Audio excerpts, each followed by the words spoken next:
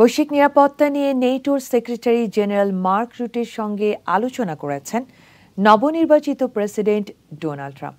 ফ্লোরিডার পাম বিচে তাদের মধ্যে বৈঠক হয় বলে নেটোর বিবৃতিতে জানানো হয়। ট্রাম্প ও রুট জোটের সামনে থাকা বৈশ্বিক নিরাপত্তা বিষয় নিয়ে আলোচনা করেছেন। এছাড়া ট্রাম্পের জাতীয় নিরাপত্তা উপদেষ্টা মনোনীত মাইকেল ওয়ালসের সঙ্গেও বৈঠক করেছেন রুটের নেতৃত্বে প্রতিনিধি দল।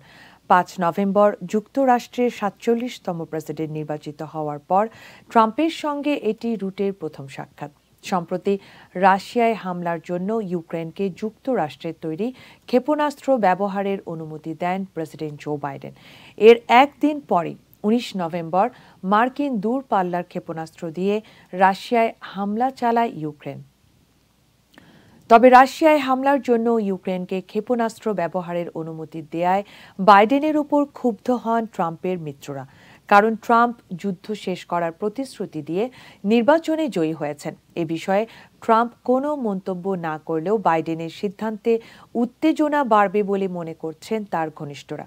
এই পরিস্থিতি বিশ্বজুড়ে অস্থিরতার আশঙ্কা আরও বাড়িয়ে তুলেছে, এমনটা বলছেন বিশ্লেষকরাও।